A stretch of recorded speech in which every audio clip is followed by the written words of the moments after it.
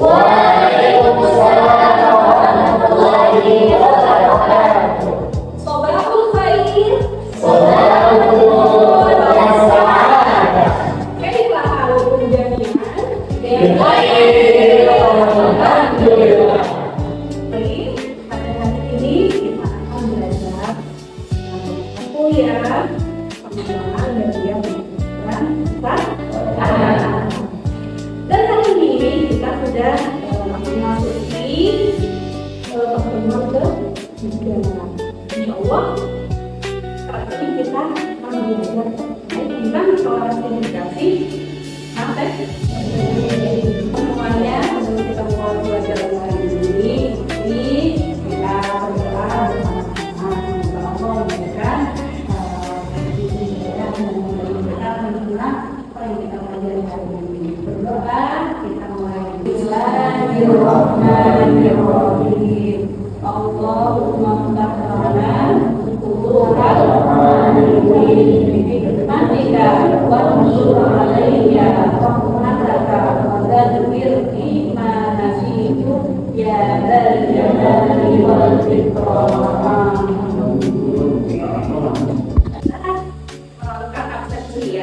Nanti tolong berbaris sesuai dengan jam kedatangan teman-teman.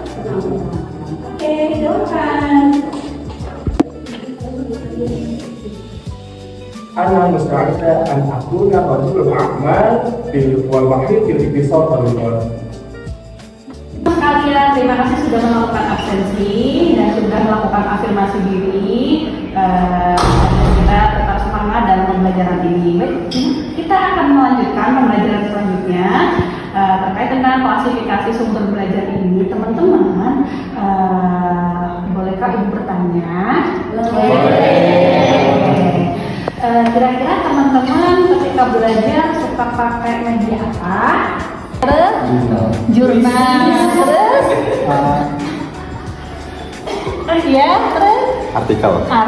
Baik, boleh dong minta tolong untuk dituliskan apa yang tadi sudah disampaikan di sini ya. Agar nanti kita tahu itu masuk kategori apa. Oke, silakan jika itu dituliskan.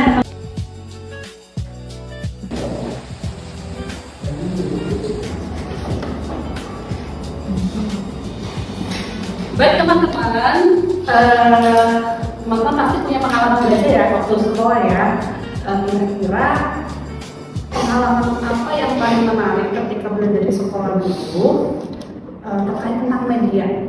Setelah kita tahu ya terkait tentang materinya, kurikulumnya yang harus relevan dengan pemahaman dan juga unsur bahasa Arab tadi, kita harus memahami juga karena nanti itu yang diajar tuh orang, ya, yang diajar adalah orang. Nah, maka yang diajar orang yang mengajar adalah orang. Begitu. Nanti kita harus mengetahui apa karakteristik dari apa gurunya, dosen, ahli penutur bahasanya, atau narasumber yang mengkomunikasikan informasi. Karena apa? Nanti kalau di bahasa Arab itu kadang kita butuh namanya native speaker, ya. Oke. Nah, misalkan teman-teman belajar maharatul kalam, medianya menggunakan video, tapi di situ pengisinya, kan ada pengisi materinya ya, pengisi materinya misalkan dari mantiknya itu asli, maka di situ kan orang Arab asli, biar apa mendekati karakter bahasa Arab yang secara guna itu kita harus tahu seperti itu. Kenapa sih harus pakai yang lain itu native speakernya? Kenapa nggak orang lain ya? Seperti itu kita akan tahu karena apa? Biar nanti bisa mendekati ataupun mirip dan kita bisa mengirimkan sesuai dengan daulululahnya syariah. Kemudian bahasa bahan atau alat. Nah di sini ada perangkat lunak, buku teks, modul digital, software beserta dalam penunjangnya. Di saat ini teman-teman pastilah sangat dekat dengan dunia digital. Bahkan bangun tidur, mampu tidur lagi juga ketemunya yang digital. Yang dipegang apa enggak? Gawai itu kita terhubung dengan dunia perdigitalan gitu. Nah di sini teman-teman, karena kita sudah dekat dengan digital, otomatis bayangan kita nanti yang kita ajarkan kan sama seperti kita, kurang lebih seperti itu. Maka pendekatan yang terbaik adalah tentang penguasaan alat-alat yang terkait dengan digital ini yang nantinya kita gunakan sebagai media pembelajaran. Nah, nggak dulu Mas Bayu itu memakai media ketika belajar. Boleh disampaikan? Pernah nggak dulu? Pernah. Apa media apa yang dipakai? Aku media TikTok. Media TikTok dulunya. Pembelajaran bahasa Arab atau pembelajaran yang lain? Umum sih. Umum. Oke, baik. Terima kasih. Baik, Mas. Boleh disampaikan ya?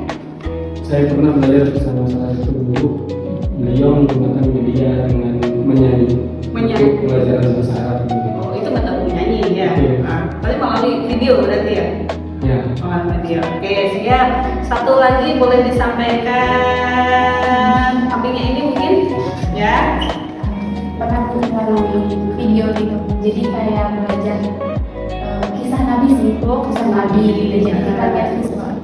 Oke, seperti itu. Baik, teman-teman, berarti rata-rata minimal ya sekali ya dalam proses pembelajaran itu pernah diminta untuk pernah dikasihkan diberikan melalui media.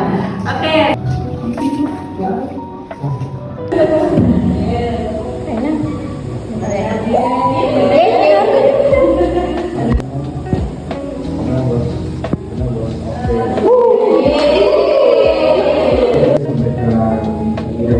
Di awal itu seorang yang mencoba belajar tanpa menggunakan berbagai macam sumber belajar yang bervariasi, ibarat seseorang yang ingin menanam padi di ladang dan tak pernah ditanami.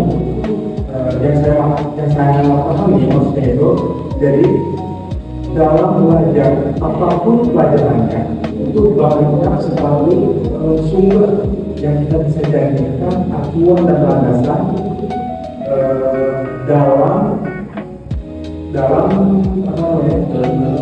dalam pembelajaran agar lebih efektif.